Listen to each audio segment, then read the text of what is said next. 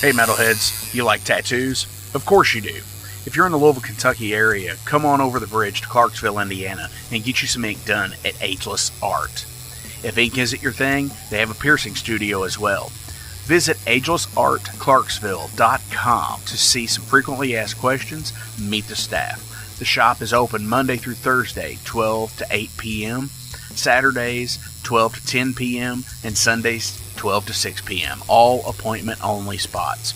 You can set up your appointments by phone at 812-283-1793 or email agelessarttattooandpiercing@gmail.com and someone will get you set up for your first or your next tattoo or piercing.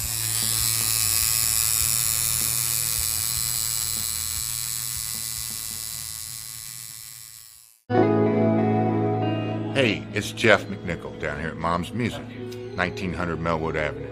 I was just thinking, when I was a kid, the magic was at Frankfort Avenue, the Mom's Music at Frankfort Avenue, and I used to beg people to get a ride down there just to hang out with the guys and see all the cool gear. Now that I'm the owner of this store, it's like a dream come true. We're recreating the magic with the vibe that we used to have at the old store. We're carrying all the gear that you're going to possibly want. We're giving you the outstanding service and personal attention that you deserve.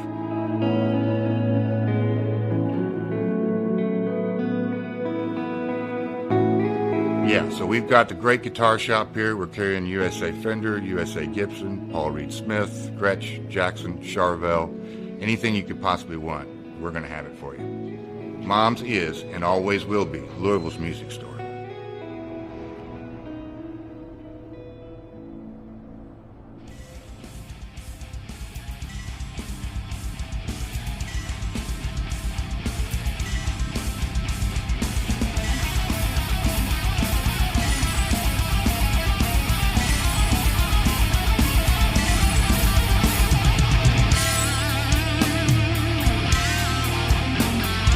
Thank you for tuning into the Metal Forge. I am Mark Jackson and I am your host. The premise of the show is pretty simple. Awesome interviews and awesome music. If you want to contact me, hit me up at metalforgeradio@gmail.com or visit the website metalforgeradio.com. And now let's get this show on the road. What is going on, metalheads? Thank you all for tuning into this week's episode of the Metal Forge. My name is Mark Jackson, and I am your host. This week, we have, from Los Angeles, California, Solar Haze, signed to the epic Metal Assault Records, where Andrew will be my guest next week. We're going to be talking about their 12-year anniversary show, but hell yeah, Stoner Doom Solar Haze, super rad stuff. I know you guys are going to love it. But before we get into that, I just want to say, hey, thank you all so much for everything that you do. Thank you for tuning in each and every week. It's awesome. And the reason I say that is because we are super, super fucking close to getting 3,500 likes on the Facebook page. I mean, we're within 5 likes, okay?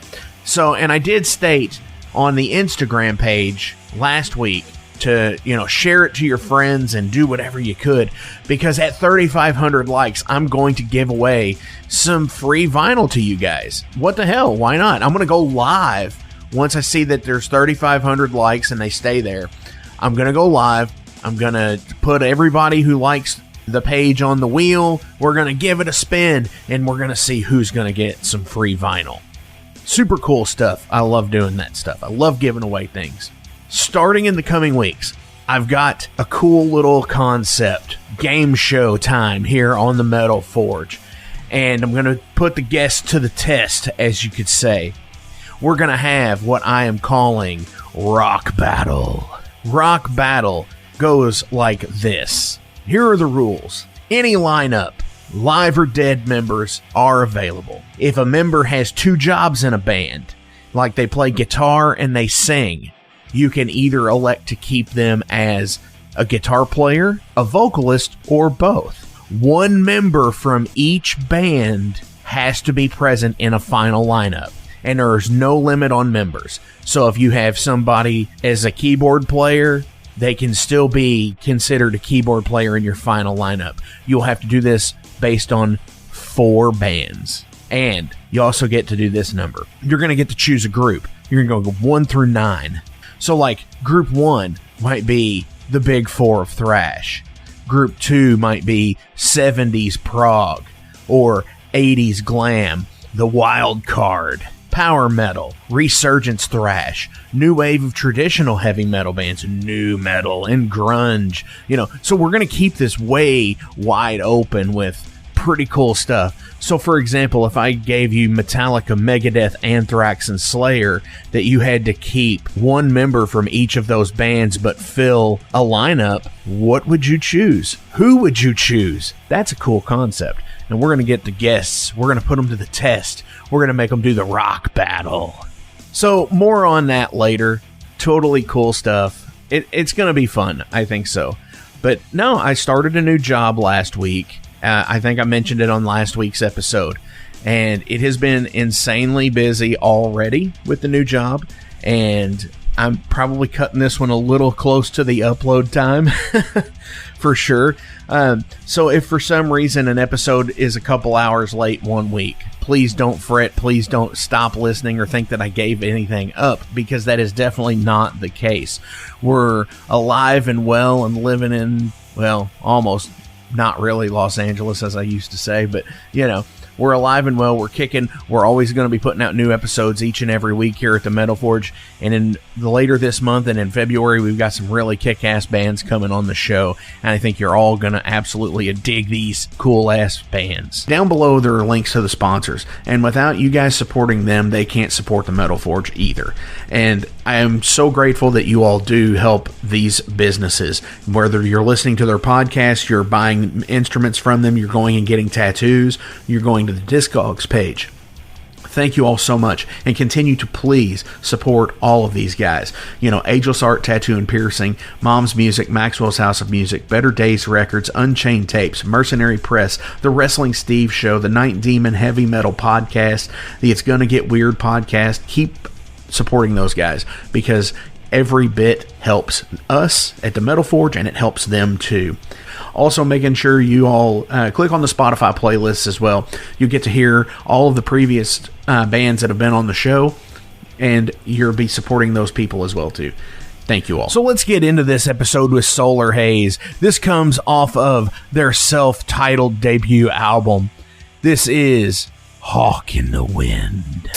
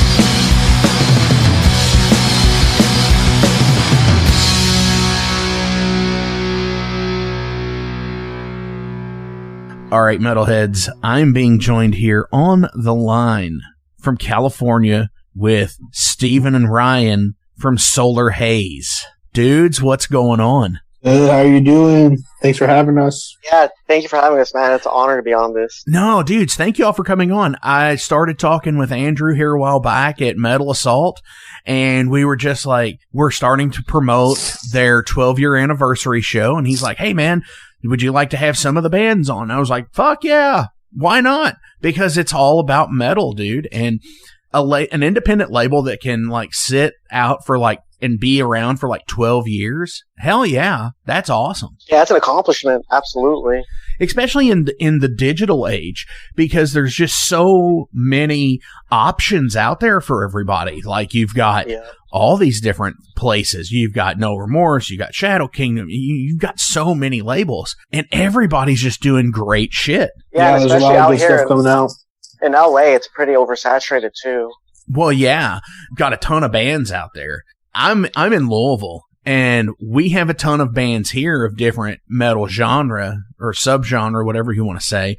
And like, I can only imagine in a place where there's 10 times the population, like in LA or New York, what it's actually like in your respective scenes. So it could be a pain in the ass. It's a real grind out here. Just trying to compete for people's attention with seems like hundreds and hundreds of bands. Right. But, you know, people like Andrew, he makes it really easy for bands like us to just like stick out and have a home, you know? Definitely. And here's something that you all have out there that we don't have here in Louisville. The one time that I've played out there, it was crazy because we had to sign a contract saying that we would not play within 6 weeks of our show there within the city. Yeah, we get stuff like that every now and then. And then as you start to play more shows, you start to realize that maybe it's not a great idea to be playing the same place every 2 or 3 weeks. You know, you got to expand. So that's what we used to do when we first started playing. You know, we have weekend runs, Friday, Saturday, Sunday, you know, and the venues would be 1 mile, 2 miles away from each other. So you just got to be smart about picking and choosing your spots. Yeah, absolutely. If someone sees you, like, they're not going to come see you 2 weeks in the same spot, you know? You got to change it up. They'll come see Solar Haze. Yes, absolutely. Wow. And like, I kind of wish we had stuff like that here, just because you see the same bands playing 40 shows, 40 weekends out of the year, you know, and it's just like, oh my gosh, it's like 40 Saturdays or a combination Friday, Saturday thing. And there's a lot that goes into it. But let's talk about Solar Haze here. I consult the Metal Archives a lot. It's kind of like Wikipedia fact or fiction. They get a lot of stuff wrong, but they do get quite a bit of stuff right as well. So it says here that y'all started in 2015. Is that correct? Solar Haze, yeah. So, but the funny thing is, me and Ryan have been playing with each other since we got out of high school. And a lot of the songs, well, not a lot, but a few of the Solar Haze songs were from a band. We were called Crimson before Solar Haze, and a few songs we carried over there. So I guess technically, in theory, if you want to say how long, the idea of Solar Haze has been around for probably since like 2010 or 2011, maybe even that early. Wow. Yeah. I should go ahead and mention that you guys are brothers. Mm-hmm. Yeah, we are, yeah. Which is totally We're only cool. A year apart. Nice. Which I've always thought is totally cool because it adds a certain dynamic to a band, I think. You know, like Van Halen and AC/DC. You know, these bands with siblings in it. I think we'll leave Oasis out of that equation because we all know how that ended. That exactly. Sometimes.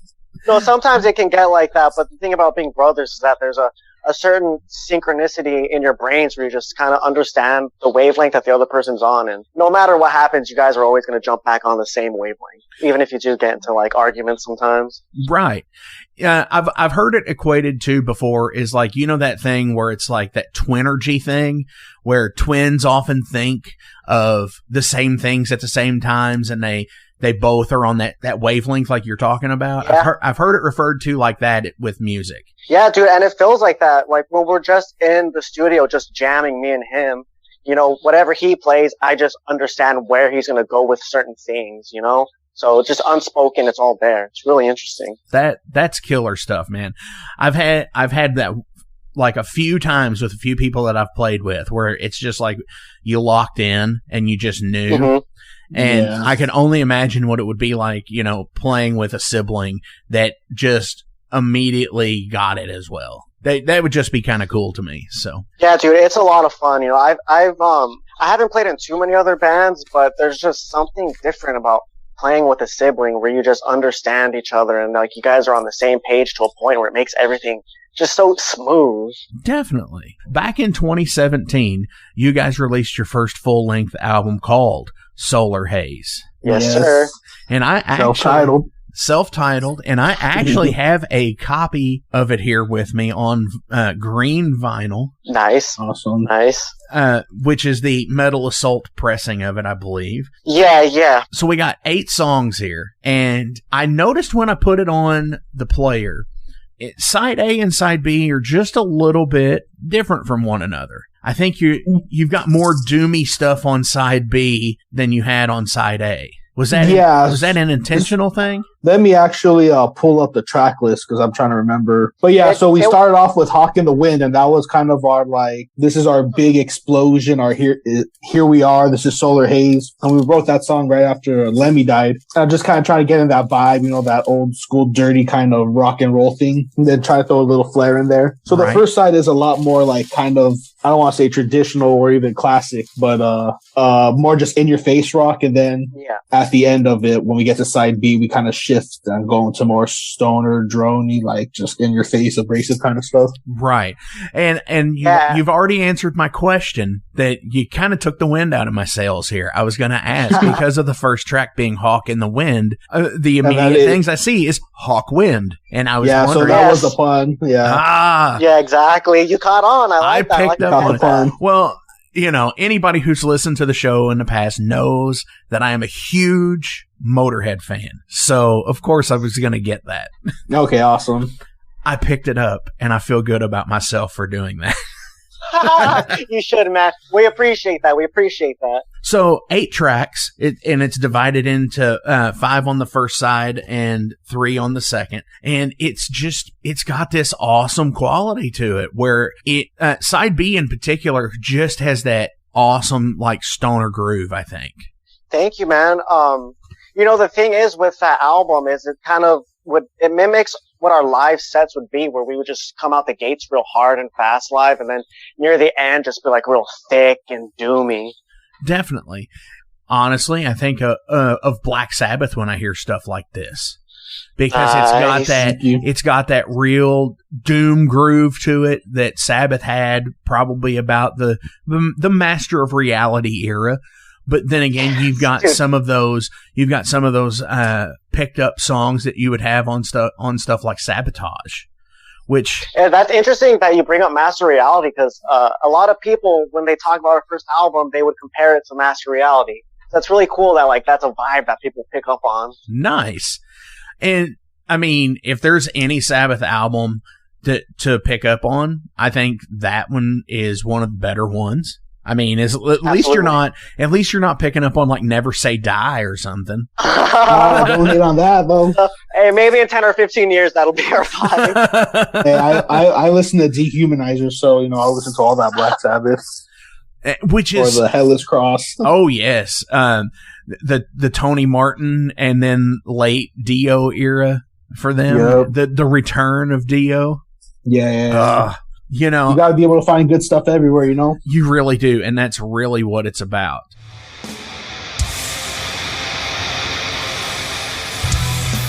Hey everybody, let me tell you about the new sponsor to the Metal Forge, Unchained Tapes. They're an independent Pennsylvania tape label. They focus on extreme metal and punk with a killer approach to the tape scene.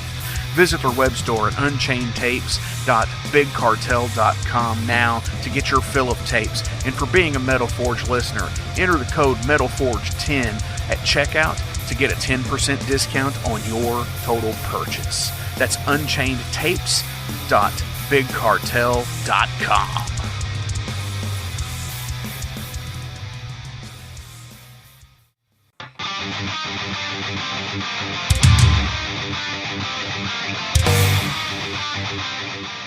Hey, let me tell you guys about Mercenary Press.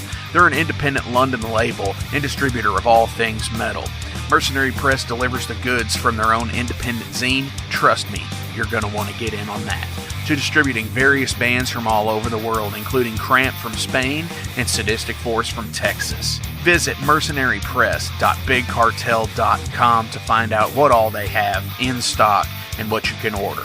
And for Metal Forge listeners, enter code MetalForge to receive a discount on your total purchase at mercenarypress.bigcartel.com. Check it out now.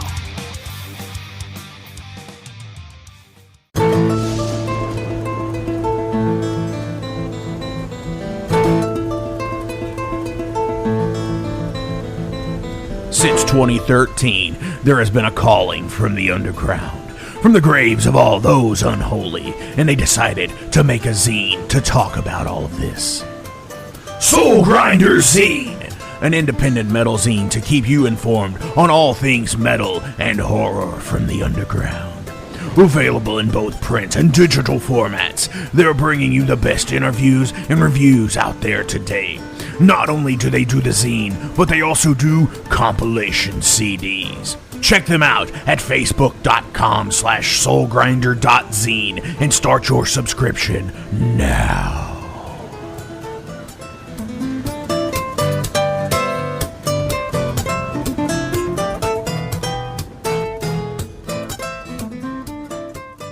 You guys released back in July a little 3-song EP called the Solar Age. Yes. Yes, sir.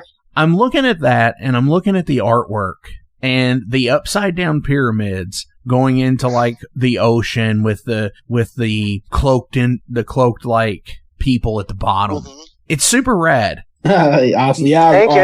It's very conceptual. It's something that we want to tie into future albums. You know, like the whole idea of like cult kind of themes, and you know the whole ancient kind of culty type vibes. It's something that we like to cultivate with our image and our music. Absolutely.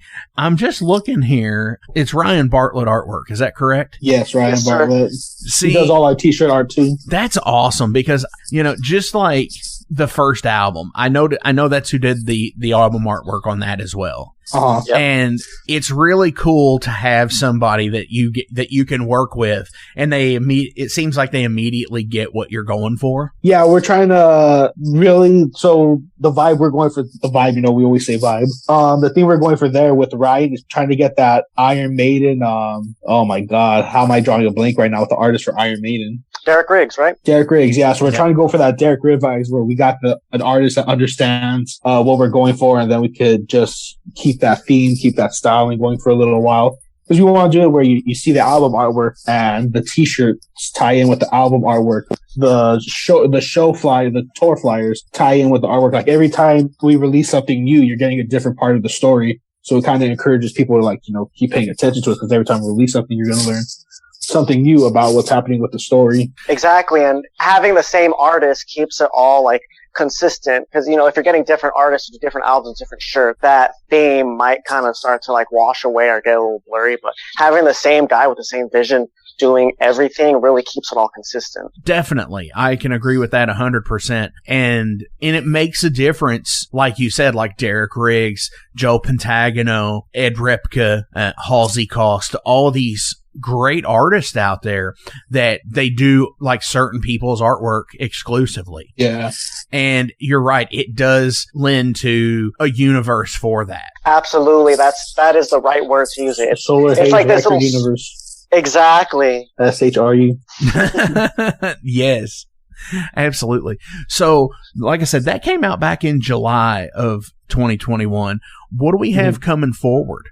What is 2022? Because we're early in the year here. It's still January. Well, me and my brother had actually been talking about that like a couple days ago. We do have, we have a good chunk of material for the second album, like almost ready to go. And we want to spend a good majority of this year just like almost in pre-production for the album, just getting everything as tight as possible. And then near the end of 2022, 2023, start recording. And hopefully by the end of 2023, we can have a nice new like Solar Haze album out, a full album. And then do some touring in between that next year, or this year right now. I guess it's 2022 now.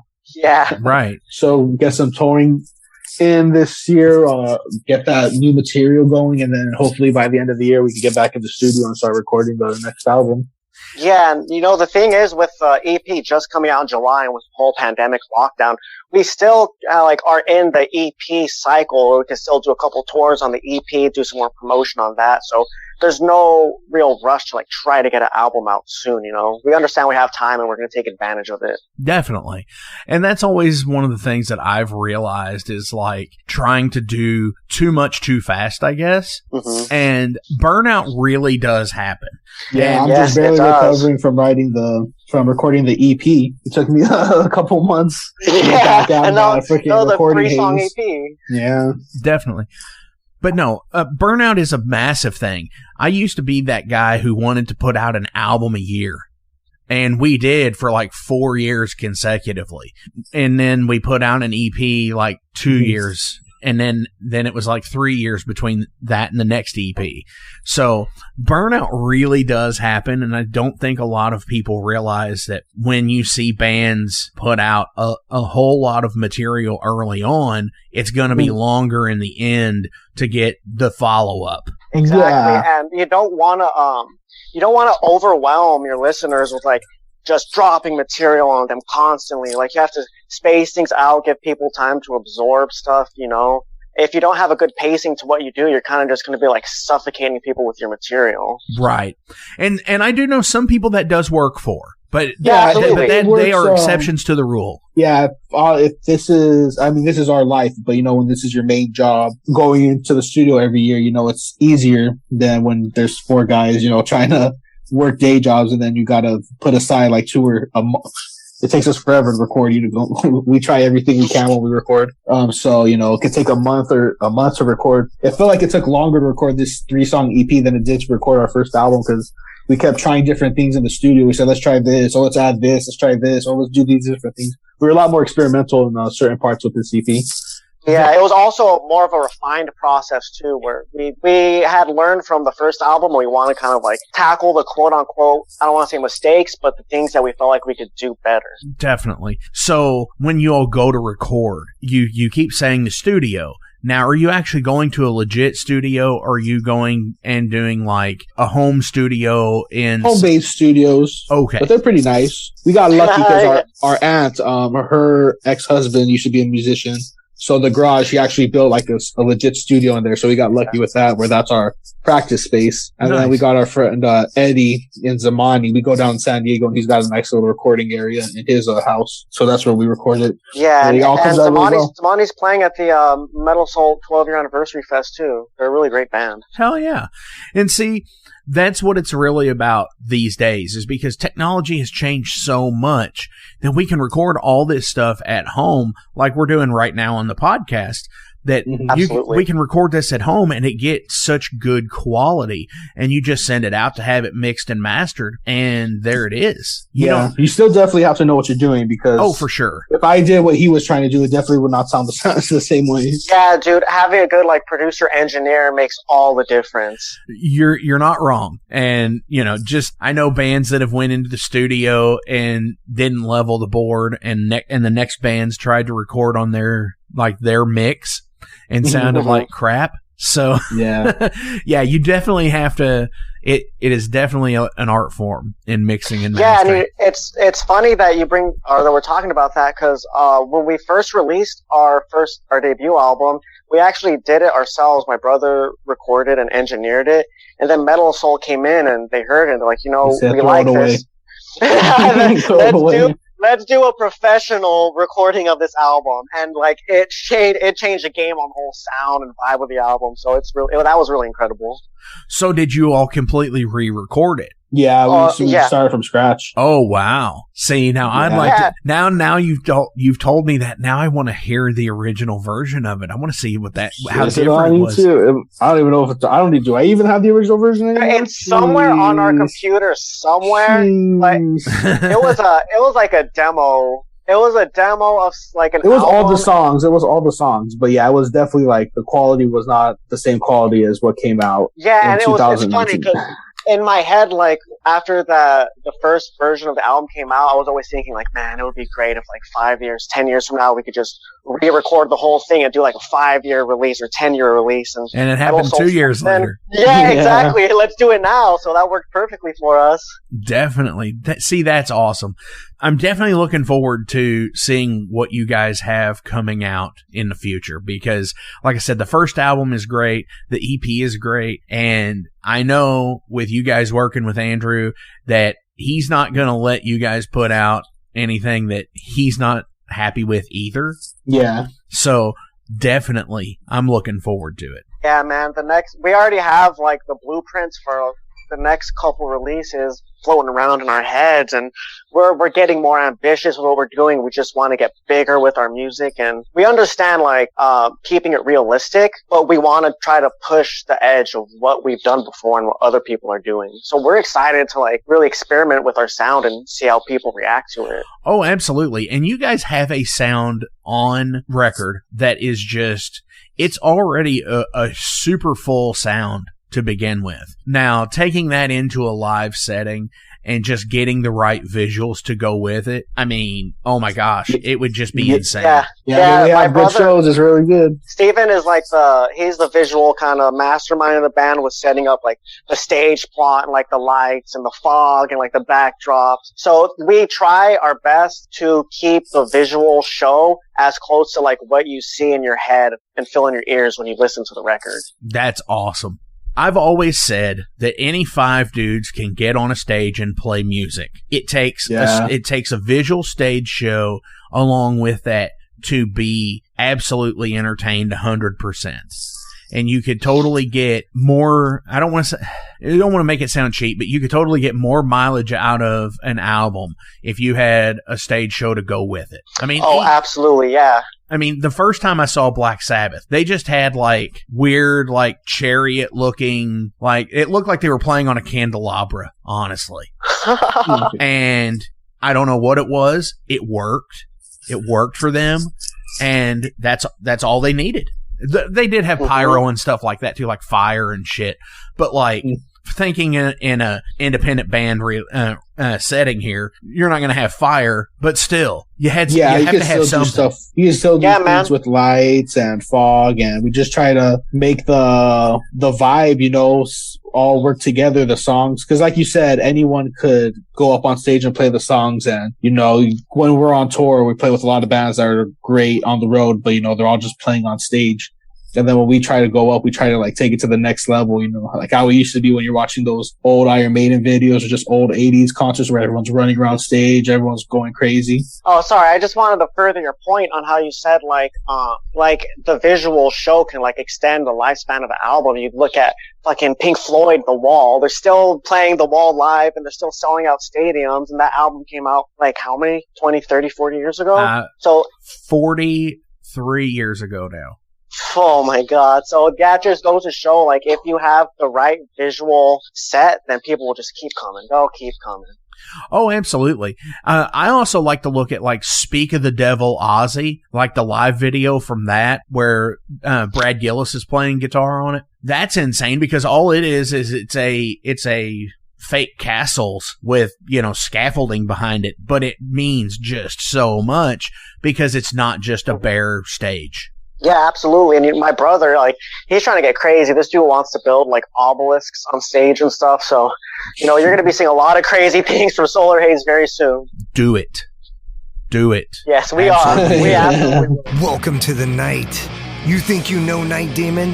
Then the Night Demon Heavy Metal Podcast is for you. Step into the darkness as we peel back the curtain to give you an unprecedented, all-access look into the mind and the heart of the demon. We're talking band history, song analysis, studio anecdotes, stories from the road. It's everything a diehard Night Demon fan could want and more. This is the only place to learn the inside scoop, the deep dive trivia, the untold tales from the band members themselves and those closest to the Night Demon story. Need more? The sacred Night Demon Crypt will be pried open to reveal demo recordings that have never before seen the light of day, all with in-depth commentary by the band and the people who were there for the writing and recording process. This is a gold mine, a treasure trove of all things Night Demon. Head over to nightdemon.net or wherever you listen to podcasts. Hey Metalheads, it's with great pleasure I get to tell you guys about a new sponsor to the Metal Forge, Ageless Art, New Albany. After 20 years of owning and operating Ageless Art in Clarksville, Indiana, Phil Garrett had a vision for a new type of tattoo studio. Something that is clean and modern, sleek, refined, inviting. And he's done just that with Ageless Art in New Albany. You can find it at 2736 Charlestown Road, New Albany, Indiana, 47150. Business hours are Monday through Saturday, 11 a.m. to 7 p.m. Sundays are 12 to 6. All sessions are appointment only, so give them a call and go get you some new ink. Or if it's your first time, go get your first one, baby.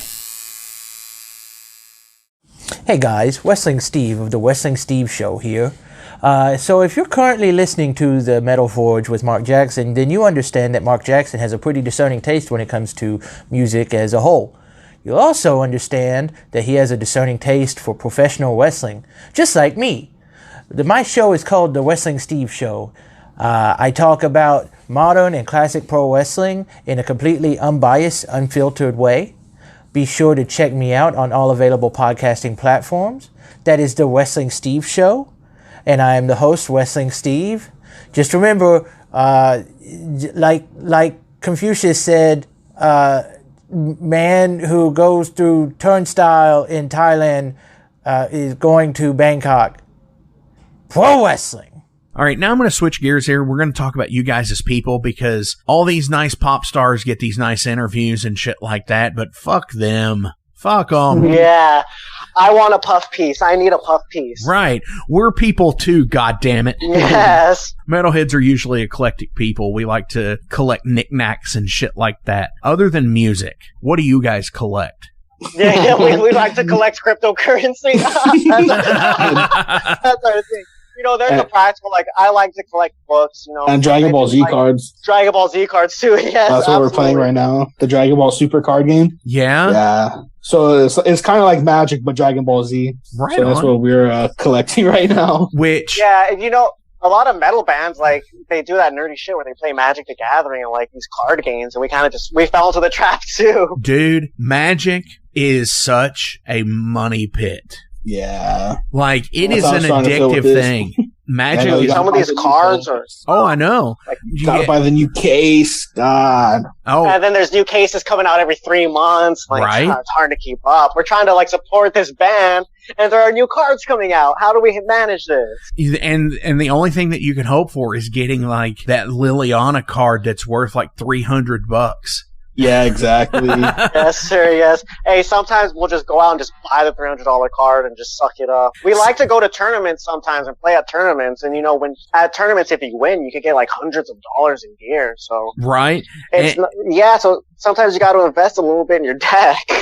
I will tell any listener out there that has never been or never seen like a Magic tournament, when it is tournament qualification games, shit gets real quick. I'll just say that. It does. They treat this like the fucking World Tour of Poker series. Mm-hmm. They do, dude. And like playing against people like that, it gets your heart pumping, you get sweaty, you get anxious, like it gets really intense. Oh yeah, it is a strict competition. They are out for fucking blood. Yes, they are. Oh my god. Even like over at the locals by our house where it's just like 10, 12 people, like they're playing like their life is on the line. It's really exhilarating, to be quite honest with you. Definitely. What was the first concert you ever went to? The Ozfest the famous Egg Fest show. Yeah, back in 2005. When Iron Maiden got eggs thrown at them by Sharon Osbourne. Ooh, I've never heard that. Yeah, so it was Ozfest, Black Sabbath, and Iron Maiden was the opening act for Black Sabbath on that Ozfest tour. And I guess Ozzy had been talking shit, Bruce Dickinson had been talking shit not about Ozzy, but like indirectly kind of talking shit about him on stage. So on the last night of the tour, when they played in San Bernardino, Sharon got a bunch of people to throw eggs at them. So like during the first beginning of the show, they were getting eggs thrown at them, and then in the middle of their set during Phantom of the Opera, they got the power shut off on them 2 times. Yeah. It was like ridiculous. It was during the solos too. Yeah, the crowd started everyone started going crazy. And then Sharon comes out after Iron Maiden. She's like, I love Iron Maiden, but Bruce Dickinson is a prick. And then everyone starts booing her. Uh-huh. And, this was in 2005, so I was 12, Steven was 13, and, being that young, seeing that, like, chaotic energy, it really, like, imprints itself on your soul. Right. And I'll say again, fuck Sharon Osbourne. Hey, man, like right? If we need to, if she calls us, we might need to edit that out, but yeah, we're on the same page. Right. What is your most unpopular music opinion? Oh, man. I don't know. It's not really an opinion, I just like to listen to, you know what? Maybe I will say this, and this is the hottest take you'll ever see, but right now I just find, I've been listening to like a lot of Drake, and I just feel like Drake is coming out with more interesting stuff than some of these rock bands are coming out these days. I went to see, Drake and Kanye a couple weeks ago just to see like what the hype is all about. And, people should definitely go out and see different types of music, listen to different types of music just to understand like why people are like gravitating to this type of music or type of sound. It wasn't anything that I didn't expect, but the stage production for sure kind of gave me some ideas for Solar Haze. I was like, okay, so this is like the popular stage lighting stuff right now. Interesting. Definitely. Yeah, we do take a lot of inspiration out of like a lot of non-metal genres, and the being into like Drake and Kanye West and that whole like culture, that's more Steven's thing. I'm like, I got nothing to do with that. Yeah, I'm more into like 60s like prog. I love jazz. I think that, I guess my unpopular opinion would be that I think that people nowadays just have no idea how to write interesting music, and people are kind of just writing derivatives of what people were doing 5 years ago, 10 years ago, and especially in the stoner metal scene, like people are trying to just do what Electric Wizard and Black Sabbath did. And then further down the line, you have people who are trying to do the same thing as the people who are trying to do the same thing as Electric Wizard and Black Sabbath. And it just gets old and stale. And I just think people have their heads up their ass nowadays. I get it. Yeah, there's a lot. We're not saying there's no good metal music. Like, I love Volbeat, Ghost, Mastodon. Like, they all came out. Volbeat's new album was pretty lit. But I think Volbeat's dad metal. That's my opinion. They're dad metal, yeah. That's all right. I'll sort him out when I see him. Well, I think with Volbeat is they check the boxes, honestly.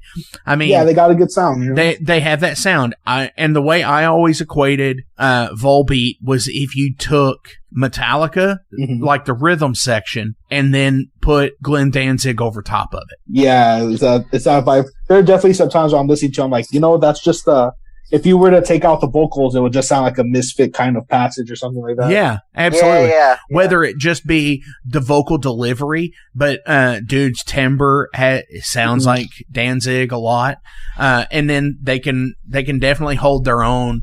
I mean, when I saw them the first time, they opened for Metallica back in 2017. And I saw them open up on the Death Magnetic tour for Metallica. Oh wow, Yep. yeah. So then they opened for they opened for them on both of Metallica's last 2 albums. Then, because when I saw them, they were opening on the Hardwired tour. Oh, sick, nice. So nice to see. hell yeah, but yeah, I mean, they check the boxes. I think for most metalheads. Yeah, and we're just trying to, like Ryan was saying earlier, we don't try to stick to like really one genre or one sound in particular. We like to grab a bunch of different ideas and sounds and themes and like kind of blend them together. So like the one way I like to describe our writing process or just like our style is it's maybe, let's say Ryan has like a riff that sounds like Iron Maiden, or maybe I have a riff that sounds like drums, or a riff that sounds like drums, Metallica. And it's like, okay, this sounds like a Metallica vibe, but what would it sound like if Metallica tried to do like a Yes riff right here? If one of Metallica tried to go Electric Wizard mode? So, things could start off thrashy and then they could go in a completely different direction. And we're just trying to make things interesting and, take people's emotions. Because we're just trying to write stories. We're just trying to tell stories. Right. So we want to take these people through this, emotional roller coaster. Sometimes the roller coaster is just going to be fast. Sometimes the roller coaster is going to be, steady. It's going to be, you can tell what it's going to be. And then that one we really like to get at is just take people all over the place and then see what happens after. Definitely. Yeah, exactly. And the thing with Solar Haze is that we all, even though we all meet in the middle with metal, we come from different musical tastes. Personally, when we play, I love Yes, I love bands like Gentle Giant and ELP. So I kind of like to approach my drumming style with a little bit of more prog sensibilities. So you could have on the EP on the third song, near the last half of that song, it's kind of a really heavy stoner riff, but I'm trying to maybe add a little jazziness into the drums, kind of like Braun from Mastodon, how he has that kind of jazzy flavor. So it's just about bringing in different styles that each musician is really accustomed to and just making different sounds. Definitely. If you would have followed your dream as a child, what would you be doing right now? Doing it right now. Yeah, exactly what we're doing right now. Nice. 100%. Dude, when we saw Ozfest in 2005, that set the standard for what we wanted to do with our lives, and it was kind of no question, no debate, no discussion. It was just instinctual. This is what we want to do, so let's do it. But if something happened where we weren't able to play music, my dream would have been to be in the NBA. Nice. And I would have been a sports writer. I do sports journalism on the side, but I would have been full on ESPN. Definitely. Hell yeah. What is your biggest fear? Oh man, that's crazy. Not being able to play live music. Yeah, exactly. Some way, shape, or form, something getting in the way of us being able to physically or mentally do what we need to do to play music. Understandable. My worst fear is ending up like Sid Barrett, doing too much acid and just fucking going crazy. Wow. Not coming back from the other side. Yeah, exactly. No, I was a little bit of an acid head back in, especially my early 20s, so I would just fucking eat acid, so I didn't end up like that. For the listeners out there, recommend an album or artist for somebody to get into. Okay, let me think. Well, while you think, I've been listening to Gentle Giant, The Power and the Glory is such a sick album. It is one of the most underrated prog albums. Yes has Close to the Edge, ELP has Brain Salad Surgery, but I think The Power and the Glory by Gentle Giant is just as good. It should be in the top tier pantheon of 70s prog. And that's Power and the Glory by Gentle Giant, not Power and Glory like Zakk Wylde. No, exactly. The Power and the Glory. Exactly. Oh. For me, I know you're gonna say I'm basic. You're gonna say get this basic guy on my face. Say Drake. Say it. No, I'm gonna say the new Volbeat album, Servant of the Mind. I think it's a good album. I think it's a really good album. It's a good, strong metal album. And I'm mad too because Volbeat kind of takes the idea of what I like about Solar Haze, where we could just kind of have any type of vibe, any type of genre kind of feel and make it a Solar Haze song. And there's Volbeat has black metal sections on this new album. They got surf sections. They got straight up they do a lot of different things on the album, but it still sounds like Volbeat. So that's why I really like the album. Hey, it's Mark Maxwell at Maxwell's House of Music. Listen, all this stuff is now available to purchase on our website. Check it out at maxwellshouseofmusic.com. We carry all the top brands, like Fender. We got Gibson. We also have basses. We've got ukuleles. We got drums. We've got sound gear. We've got keyboards.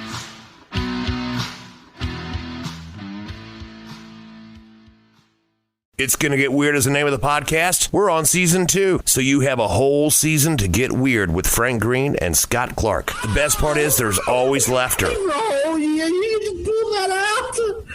We have national touring comedians, NFL stars, rock stars, your local friends. It always gets weird. Weird answers. Have y'all ever snorted coke off of a 78 Pinto? No? You ain't no man. Weird questions. Who had a bigger cocaine habit, Jock Sutherland or Kaywood Ledford? Neither one, because they stopped beating their wives. And weird we never even thought of. Well, no. My friend is on acid, and I sent my friend to go find a payphone so that I can call and turn myself in for murdering this guy and ruin my life. We love all types of people, but we don't love all people. Weird. It's Gonna Get Weird is the name of the podcast, available everywhere. And thank you to Big X Sports Radio for being a proud sponsor of It's Gonna Get Weird. Frank Green, Scott Clark. Yeah. What was the first album you purchased with your own money? So I'll just say two, because the first one I can't really remember if I purchased it, but it was the first album I can remember making my parents get. And it was I don't know if it was a gift for me or if the album was just lying around, but it was AC/DC Live in Donington. Nice. And I had the CD, and I would always just stare at it because when you opened it showed the stage and it showed the giant inflatable girl. Rosie. So I would always, yeah. So I would just stare at that all the time when I was a kid listening to AC/DC. I'm like, damn, this is crazy. And then I lost it, so I made my parents get it for me. But the one I do remember for sure buying for myself was A Matter of Life and Death by Iron Maiden. That was like the first album I actually remember going to like Tower Records and getting it. My dad's like, Iron Maiden. He's all like, is this like a new album? I was like, yeah, it just came out. Because this was right after Ozfest too. So we listened to it. I was all like, dang, these guys are no joke. Yeah, I think that's one of their best albums too. Yes, especially, in the Millennium era for them. Yeah. Brave New World and A Matter of Life and Death. I think mine is probably Matter of Life and Death too. I'm going to default with him, cooperative answer. Because most of the time, like in high school, middle school, and college, I was just pirating music, you know? Right. I mean, thinking, like, if I really go back and think, my first thing that I ever actually bought for myself was when I was just still a kid, and me, my brother, and our parents, we were going on a little road trip to Vegas, and we stopped at Tower Records before. Nice. And we picked out some cassettes, and I picked out for myself Paranoid Black Sabbath. So that's like the very first thing that I can remember. Like, I picked it out for myself, and I grabbed that for myself. Dude, that's a pretty stout one to have. Just because of you look at that album cover and you're just like, what the fuck is this? And then you pop it on and War Pig starts the album and it's off to the races from track one. And dude, absolutely. There is, and I don't care what anybody says, there's not a bad track on that album anywhere. I mean, yeah, I'm kind of burnt out on a few. Yeah, no, of course. Like nowadays, I'm a little burned out on, Paranoid too. I'm not going to lie and act like I can listen to that album back to front. But still, when that album was fresh in your head, that was monster shit. Oh, absolutely. Before we go today, as always, there are links listed below. So please give these guys a like, a share, and a follow. Go to their Bandcamp page, purchase the albums, purchase the EPs, purchase whatever you can purchase on there. Their shirts, stickers, patches, do it. Support these guys in any way you can. Do you have any shout outs? Thank you so much. No, fucking hell yeah, man. Because you guys are awesome, and I'm digging it. Do you have any shout-outs you want to give to anybody before we go today? Yeah, absolutely. Number one is Metal Forge Radio. Everybody keep listening to this guy, because this guy's killing it. This guy's putting in a lot of effort to make sure little underground or mid-level bands are getting some spotlight. So we appreciate everybody says that, but, I just... Nah, save that for the serious people. Save it for Andrew at Metal Assault Records, Oh, yeah, of course. I was, of course, going to have to say Andrew from Metal Assault because Solar Haze wouldn't be here without him. Yeah, and then just, our friends and family. Last question of the day, guys. What album changed your life? I would have to say that this is kind of a cheap answer, but it was an Iron Maiden Greatest Hits album. This was before we went to Ozfest 2005. My dad got Steven an Iron Maiden Greatest Hits compilation for his birthday, and my dad put it on, and the first song on it was Aces High, and I'd never heard Iron Maiden before, and just hearing the intro to Aces High and just everything that came after that, it absolutely blew my mind.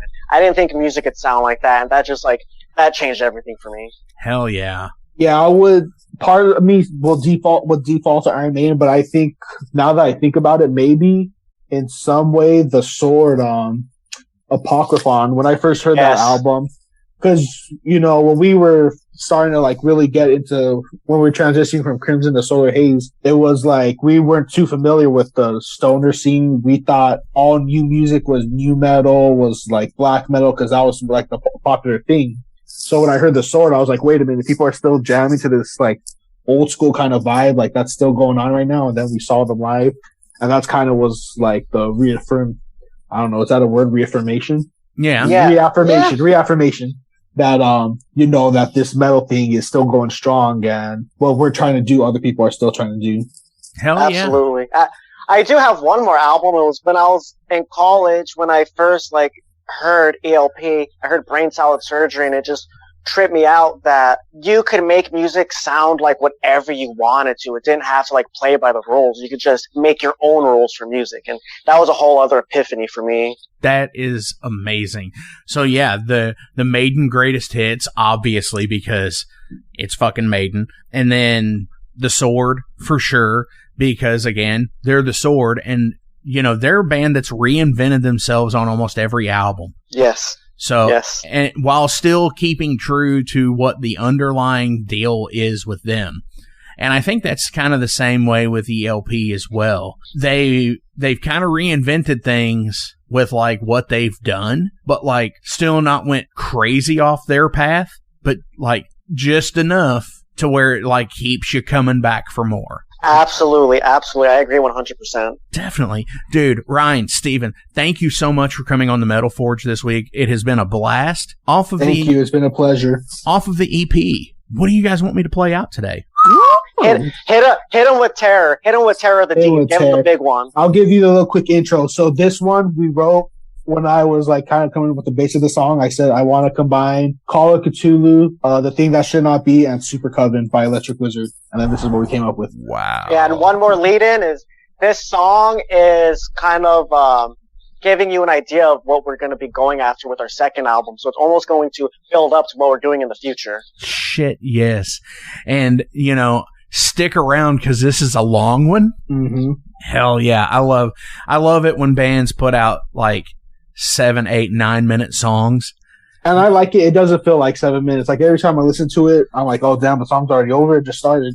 Right? Exactly. It doesn't feel like 7 minutes because it's 9. Exactly.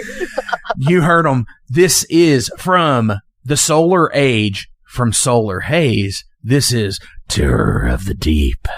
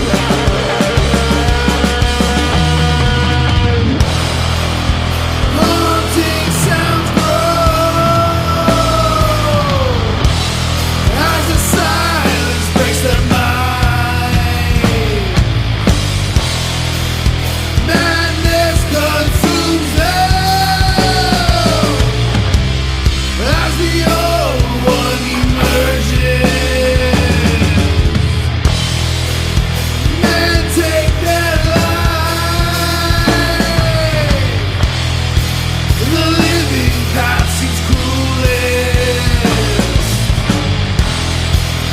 Ship overtaken. Those who stay meet their fate.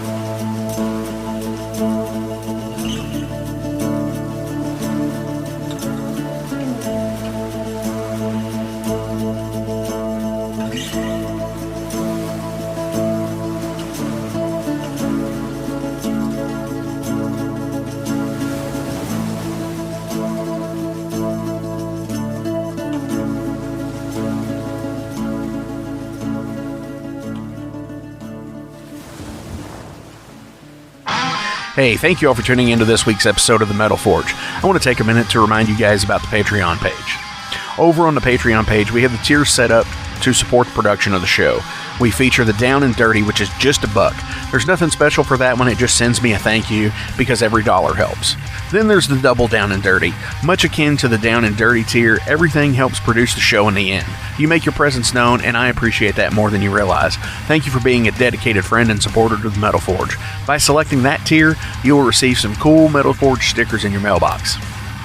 Now, we're really going to start pounding the metal madness with the Apprentice Metalhead for just $5 a month.